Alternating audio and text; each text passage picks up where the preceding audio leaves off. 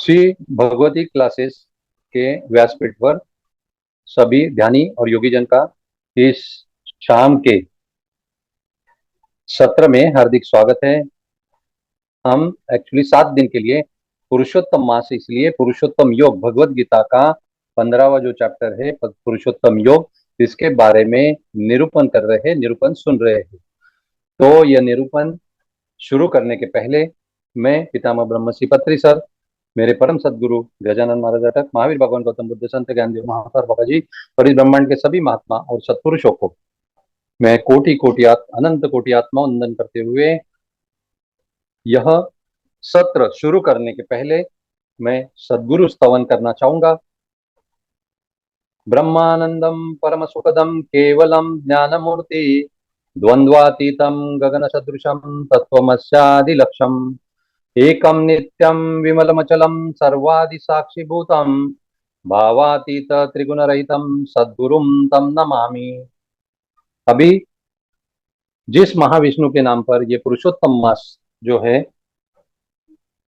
वो पुरुषोत्तम मास हम एक्चुअली 30 दिन ये मनाते हैं, उनका हम स्तवन सुनेंगे। शांताकारं भुजगशयनं पद्मनाभं सुरेशं विश्वाधारं गगन सदृशं मेघवर्णं शुभांगं लक्ष्मीकांतं कमलनयनं योगीर्विध्यानगम्यं वंदे विष्णुं भवभयहरं सर्वलोकैकनाथं। पुरुषोत्तम योग के 15वां जो चैप्टर है, उसमें हम लोगों ने कल तक 6 श्लोक लिए। 6 श्लोक के बारे में हम लोगों ने जानने की कोशिश की। आज का जो श्लोक है, 7वां श्लोक है, वो 7वां श्लोक ऐसा है, ममैवांशो जीवलोके जीवभूतः सनातनः मनषष्ठानीन्द्रियाणि प्रकृति सानि कर्षति। इसका मीनिंग ऐसा है कि भगवान कृष्ण अर्जुन को कहते हैं कि हर एक प्राणी यानी जीवात्मा ये मेरा ही अंश है और वो अविनाशी है, और यह वो न जानते हुए यह जो अंश जो है मुझे मेरा विस्मरण होने की वजह से वो जीवात्मा हो गया, क्योंकि वह ज्ञानेंद्रिय और छठा मन, ये 6 जो इंद्रिय जो है, पंच ज्ञानेंद्रिय और छठा मन, ये 6 जो इंद्रिय जो है प्रकृति के साथ में जुड़कर बहिर्मुख होकर यह माया के प्रभाव से अपना अविनाशी जो मूल स्वरूप जो है उसे भूल गए हैं।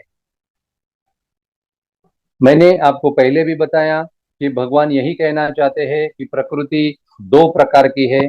एक प्रकृति है अपरा प्रकृति, दूसरी प्रकृति है परा प्रकृति। अपरा प्रकृति जो है, यह प्रकृति हमारे, उसे अष्टधा प्रकृति भी कहते हैं। और अष्टधा प्रकृति क्यों कहते हैं? क्यों 8 तत्वों से बनी है। 8 तत्व कौन से हैं? ये पंच महाभूत पृथ्वी आप तेज वायु आकाश और 3 मन बुद्धि अहंकार, ये 8 तत्वों से बनी है।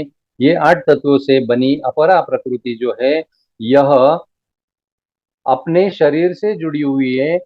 हमारा अपना शरीर जो है ये प्रकृति को इतना ये हो रहा है कि जैसे कॉइन रहता है, ये कॉइन के 2 साइड रहते हैं, हेड एंड टेल, छापा और काटा, वैसे ही यह प्रकृति और जीवात्मा एक दूसरे से इतने जुड़े हुए हैं कि एक दूसरे को अलग कर पाना बहुत ही मुश्किल गया है, हो रहा है, क्योंकि माया का विलक्षण प्रभाव जो है वो जीवात्मा पर है, क्योंकि जीवात्मा पर माया से ही निर्माण हुई प्रकृति जो है, वो प्रकृति से ये जीवात्मा जुड़ने की वजह से और माया के विलक्षण प्रभाव से वह उसे विस्मरण हो गया है।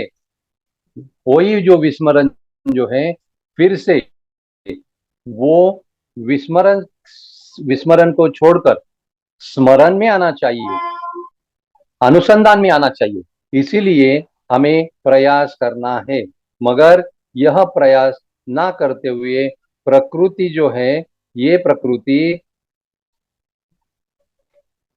अपने सूक्ष्म जो 6 इंद्रिय अभी जो बताए भगवान कृष्ण ने, उसी को ही हमेशा आकर्षित करती रहती है।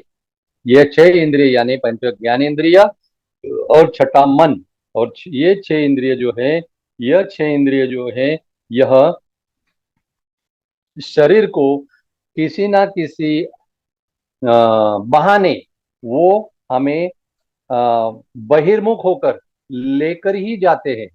किस लिए लेकर जाते हैं?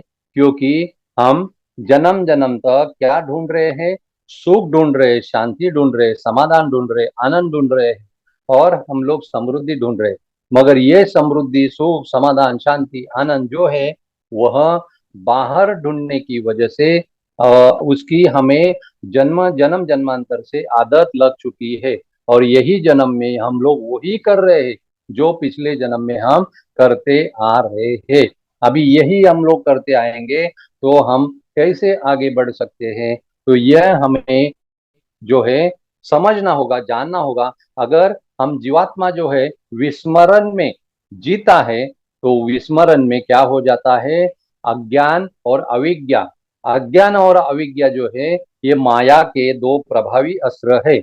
ये दो प्रभावी अस्त्र माया जो है, ये सभी प्रकार के जीवात्मा पर चलाती है, और यह चलाने की वजह से हम सभी प्राणियों को, 100 में से 99.99% प्राणियों को इस माया से छुटकारा पाना बहुत मुश्किल होता है।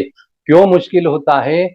माया जो है ईश्वर ने निर्माण नहीं की है, मगर ईश्वर जो है उसका सिर्फ आधार है।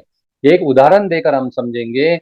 हम जब धूप में खड़े रहते हैं, तो धूप में खड़े रहने के बाद में हमारी जो छांव जमीन पर पड़ती है, तो वो छांव हमने नहीं बनाई है, मगर उस छाव को हमारा सिर्फ आधार है। वैसे ही माया जो है, ये प्रभु ने नहीं बनाई है, मगर प्रभु का इस माया के निर्मित में सिर्फ आधार है। इसीलिए माया को क्या कहते हैं? प्रभु की छाया कहते हैं। और यह माया प्रकृति की प्रभु की छाया होने की वजह से प्रभु ने उस माया को नहीं जन्म दिया है, और प्रभु सिर्फ उस माया को अपनी छाया होने के बावजूद सिर्फ वह आधार है। यह बात समझ में आने के बाद में हमें पता चलेगा कि माया यानी प्रभु की छाया तो जगत भी है। ये जो मायावी जगत हमें जो दिख रहा है, वह प्रभु नहीं है, मगर यह प्रभु की छाया ही है।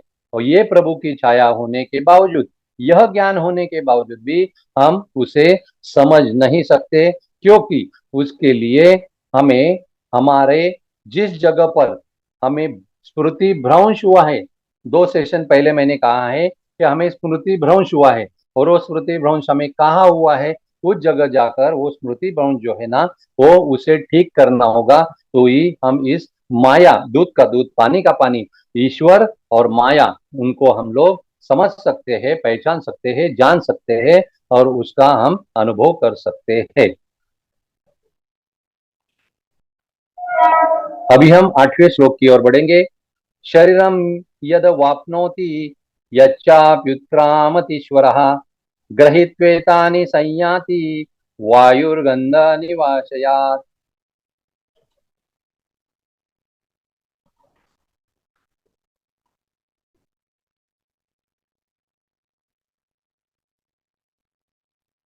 इसका मतलब है कि जब हम लोग पिछले जन्म जन्म में जो शरीर छोड़कर आए हैं, जो पिछले जन्म में शरीर छोड़कर आए हैं, वही जो है आत्मा जो है, ये एक भगवत गीता में भी कहा है कि ये जीर्ण वस्त्र त्याग कर नया वस्त्र परिधान करती है। जैसे हम लोग पुराना जो हमारी कमीज हो, पतलून हो, जो पुरानी होने के बाद में हम उसे त्याग देते हैं और नई पतलून, नई कमीज जैसे पहन लेते हैं, वैसे ही जीवात्मा जो है नए जो वस्त्र जो है, नया शरीर जो है, वो धारण करती है। और नया जो है वस्त्र जो है पहनकर वो क्या करते हैं?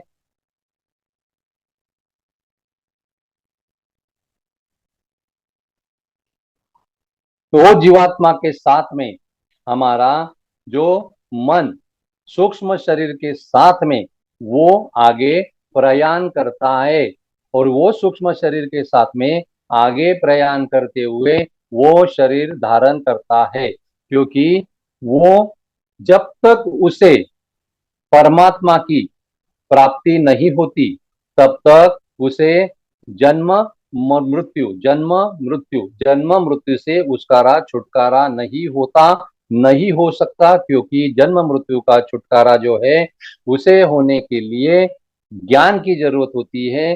सिर्फ ज्ञान की नहीं, आत्मज्ञान की जरूरत होती है, आत्मबोध की जरूरत होती है। और जब तक ये आत्मज्ञान और आत्मबोध होता नहीं तब तक ये जो जीव है, जिसे माया की प्रभाव से जो आत्मा जो है शरीर को मैं समझकर जीता है, उसी आत्मा को जीवात्मा कहते हैं। और यह जीवात्मा जो है, यह जीवात्मा अगले जन्म में जो नया शरीर धारण करता है, तो नया शरीर वो सूक्ष्म देह के साथ में अपना मन भी उसका साथ में होता है। और सूक्ष्म देह यानी उसे लिंग शरीर भी कहते हैं। मन और सूक्ष्म इंद्रिय जो है, जिसे लिंग शरीर भी कहते हैं, उसे साथ में लेकर जाता है। और यह लेकर क्यों जाता है, और यह एक शरीर छोड़ के दूसरे शरीर में क्यों जाता है? क्योंकि प्रभु ने ही, भगवान कृष्ण ने भगवत गीता में ही कहा है कि मैंने तुझे इस जन्म की सांसें जो है वो गिन कर दी हुई है। और यह सांसें जो है, जब तुझे गिनकर दी हुई, ये गिनकर दी हुई सांसें, वो सांसों का कोटा जब समाप्त हो जाता है, जिसे स्पैन ऑफ लाइफ कहते हैं, ये स्पैन ऑफ लाइफ खत्म होने के बाद में तुझे इस जगत का जो है उस जगत को छोड़ना पड़ता है। इस जगत को छोड़कर तुझे अगले शरीर में अगली यात्रा के लिए, आत्मा की यात्रा के लिए प्रयाण करना पड़ता है। मगर ये क्यों करना पड़ता है, इसका कारण प्रभु ने बताया है और महात्माओं ने भी बताया है कि एक शरीर छोड़ के दूसरे शरीर में बार बार ये जीवात्मा जो है वो जन्म क्यों लेता है। इसका एक ही कारण है कि हमें जो पिछले जन्म में हमारे आखिरी क्षण, आखिरी सांस में जो स्मरण होता है, वही स्मरण के साथ में हमारी जो आखिरी इच्छा होती है, आखिरी इच्छा होती है, आखिरी आकांक्षा होती है, आखिरी तृष्णा होती है, और आखिरी वासना जो होती है, वो इसका मीनिंग एक ही है।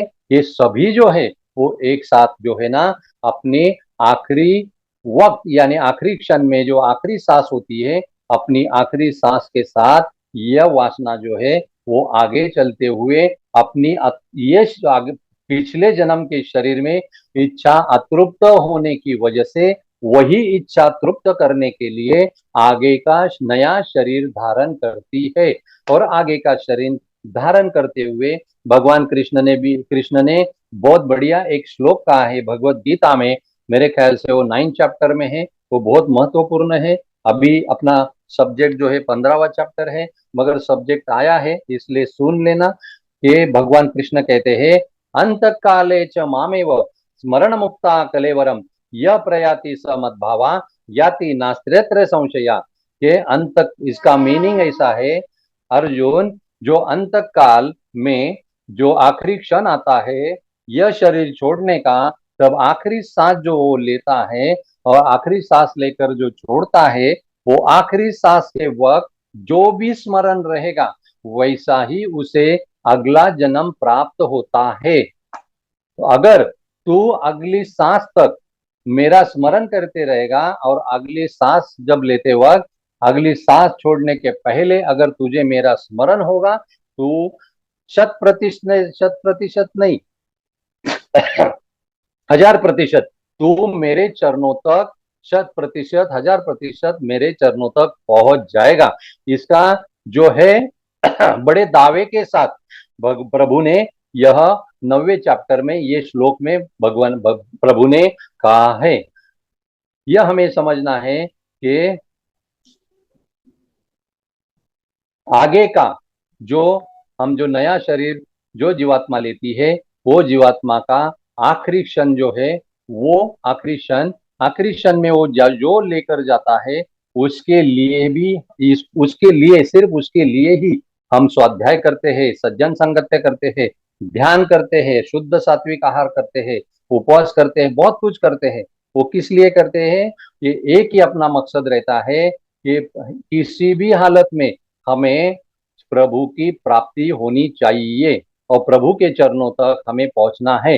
कल ही मैंने कहा कि प्रभु के चरण, प्रभु की प्राप्ति यानी क्या? कि प्रभु के घर तक पहुंचना। और प्रभु का घर कौन सा है?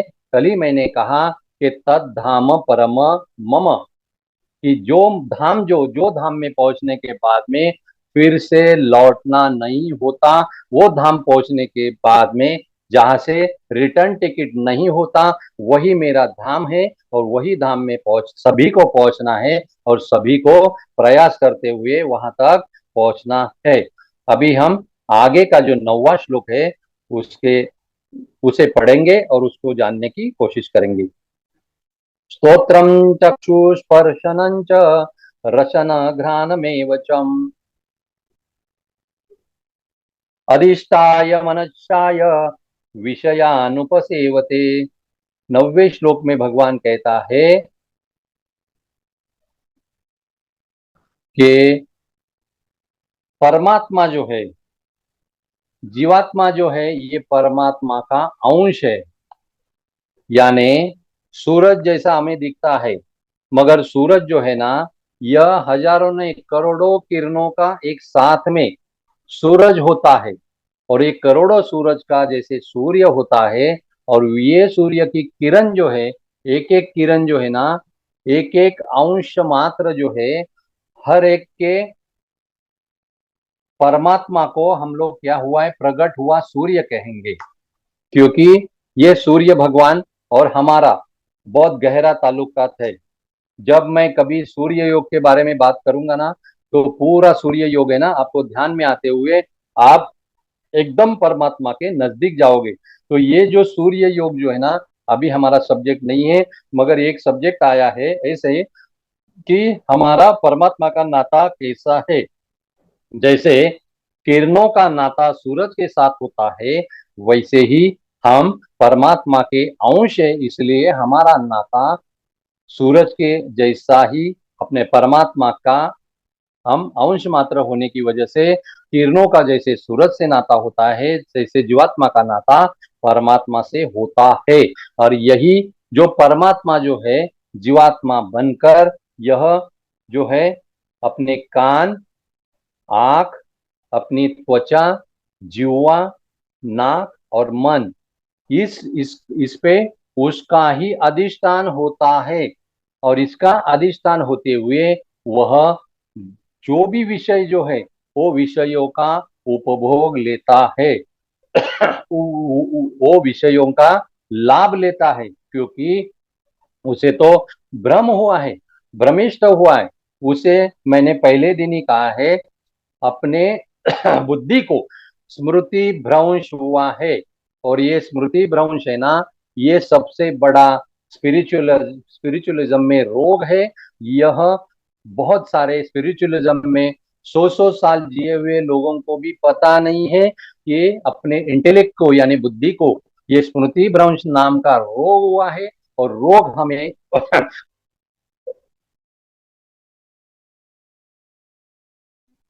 ये स्मृति भ्रंश के नाम के रोग से, ये रोग का ऑपरेशन करने वाला जो डॉक्टर जो है, वो उसे भवरोग वैद्य कहते हैं, उसे सदगुरु कहते हैं। ये भवरोग वैद्य और सदगुरु जो है ना, करोड़ों करोड़ों में से एक होता है।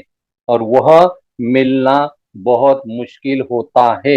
अभी वो कब मिलता है, किसको मिलता है और कैसे मिलता है, यह तो गहन अध्ययन का और अध्यापन का विषय है।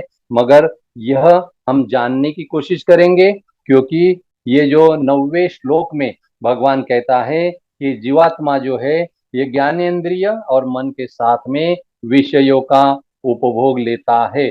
सभी संतों ने ये जो विषय जो है ना, कान का विषय क्या है? गाना सुनना। कान का विषय क्या है? अच्छी अच्छी बातें सुनना। कान का विषय क्या है? सिर्फ श्रवण करना, ये कान का विषय है। तो कान का विषय श्रवण करना है। आंख का विषय है अच्छी अच्छी चीजें देखना। अच्छी अच्छी चीजों को देखकर उससे मिला हुआ जो आनंद है ना, वो आनंद लूटना, वो आनंद को मनाना। त्वचा का विषय क्या होना है? स्पर्श, यह त्वचा का विषय है। जीवा का विषय है रसना, यानी जो जीवा को अच्छा लगे वो हम लोग क्या करते हैं, इस मुख में हम लोग प्राशन करते हैं, और प्राशन करते हुए जीवा उसका आस्वाद लेती है। जीवा को रसनेन्द्रिय भी कहा जाता है। ये जीवा जो है ना, वो बहुत बहुत महत्वपूर्ण इंद्रिय है, क्योंकि इस जीवा में जो है ना, ये गुह्यतम तीन ऐसी इंद्रिय जो है, वो इंद्रिय छिपी हुई है।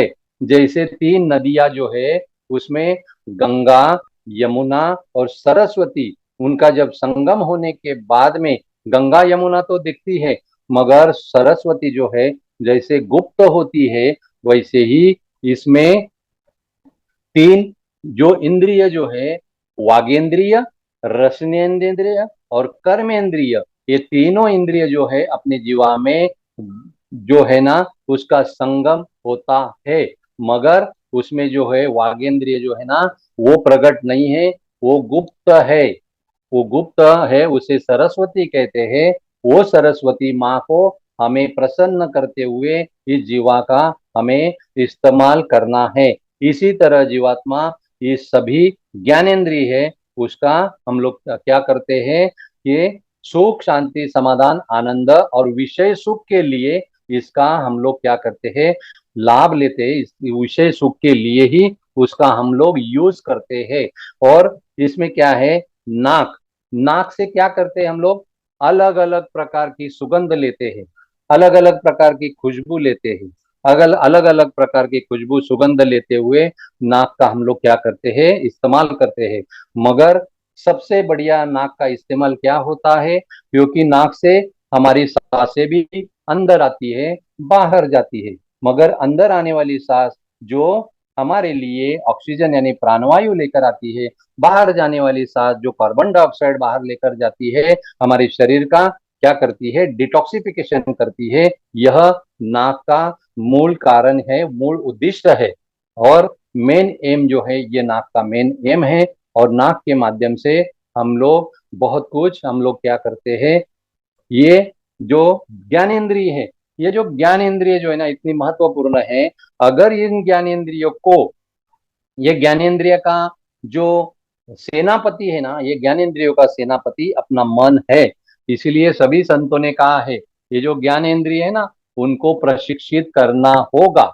मगर इस ज्ञानेन्द्रियों को प्रशिक्षित करने के पहले उनका जो सेनापति है, उनका जो नेता है, लीडर है, वो मन है। और इस मन को जब तक प्रशिक्षित नहीं करेंगे, उसको जब तक ट्रेनिंग नहीं देंगे, उसको जब तक वो उसका जो अज्ञान जो है, अज्ञान और अविद्या, उसका जब तक ज्ञान के माध्यम से स्वाध्याय सज्जन संगत्य करते हुए जब तक हम लोग उस मन को ट्रेनिंग या प्रशिक्षित नहीं करेंगे, तब तक ये बाकी जो ज्ञानेन्द्रिय जो है ना, उस ज्ञानेन्द्रिय को कुछ भी लाभ होने वाला नहीं है। क्योंकि जैसे नेता कहता है, वैसे ही उसके जो फॉलोअर्स, अनुयायी है, वैसा करते हैं। जैसा लीडर कहता है, वैसे ही उसके जो अंडर, जो उसके जो चमचे रहते हैं, वो सुनकर उसका जो क्या करते हैं, अनुकरण करते हैं और अनुसरण करते हैं।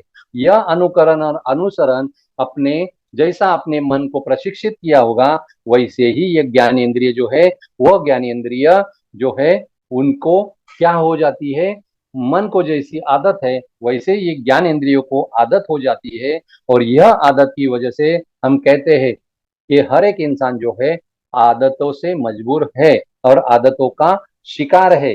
डॉक्टर मर्फी ने भी एक जगह कहा है कि man is creature of habit और habit is function of subconscious mind.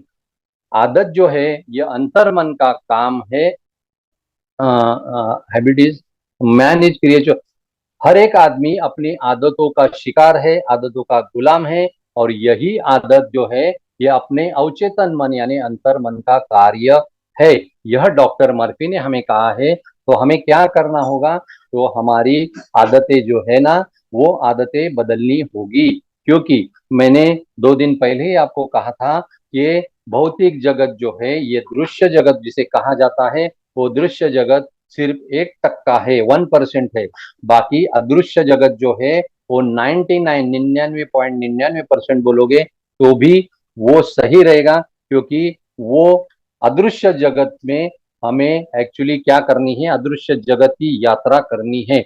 इसलिए इस अदृश्य जगत की यात्रा को मैं मेंटल पिकनिक या स्पिरिचुअल पिकनिक कहता हूं। और ये जो स्पिरिचुअल पिकनिक जो है, ये स्पिरिचुअल पिकनिक जो है वो जैसे हम चलकर किसी दूसरे गांव में जाते हैं, और दूसरे गांव में जाने के लिए पहले बहुत बहुत साल हुए, पहले एक गांव से दूसरे गांव जाने के लिए कोई साधन नहीं था, कोई व्हीकल नहीं था। तो उस टाइम क्या था, उस टाइम हम लोग क्या करते थे, पैदल जाते थे। और पैदल जाने के बाद में है ना, हमें रात होती थी जाने के लिए। और रात होते होते हमें क्या हो जाती थी, जंगल लग जाता था। और जंगल में हम अंधेरे में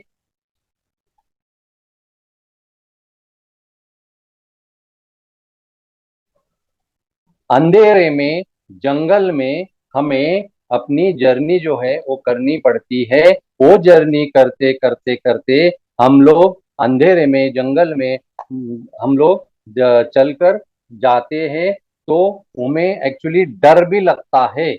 ये डर क्यों लगता है, क्योंकि हमें अंधेरे में यात्रा करने की आदत नहीं है। और दूसरी बात है कि जंगल में जो आगे कुछ दिखता नहीं है, अंधेरी रात है, और अंधेरा होने के बाद में आगे के गांव पहुंचने के लिए हम रुक भी नहीं सकते, क्योंकि हमें बीच में रुकने का कोई साधन भी नहीं है। ये साधन नहीं होने की वजह से हम क्या करते हैं, हमारी यात्रा जो है चालू रखते हैं। वैसे ही यह अदृश्य जगत की यात्रा जो है, जो कि 99% है, यो 99% उसे क्यों कहा है, क्योंकि दृश्य जगत की यात्रा सिर्फ भौतिक शरीर की होती है, यानी अन्नमय कोश की होती है। मगर 99% जो यात्रा जो है, अपने अंदर जो 6 कोश है, प्राणमय कोश, मनोमय कोश, विज्ञानमय कोश, आनंदमय कोश, विश्वमय कोश और निर्वाणमय कोश, ये सभी 6 कोश की यात्रा जो है वो 99% है।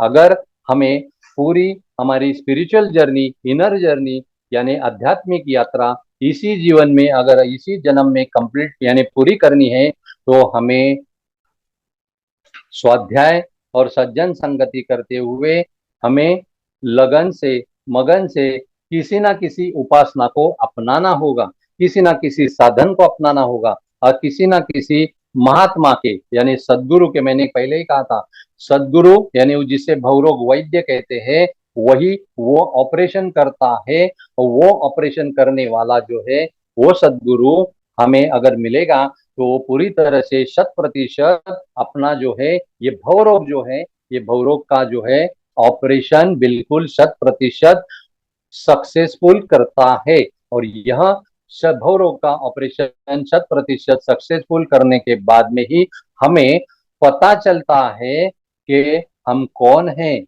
हमें कहाँ जाना है, हम किस लिए इस धरा पर आए हैं, और हमें कहाँ पहुंचना है, और हमें कैसे पहुंचना है। ये सभी प्रश्नों के उत्तर जो है ना, ये भवरोग यानी सदगुरु, भवरोग वैद्य यानी सदगुरु, वो सदगुरु के सानिध्य में रहते हुए इस सभी प्रश्नों के उत्तर हमें मिल जाते हैं। और यह प्रश्न के उत्तर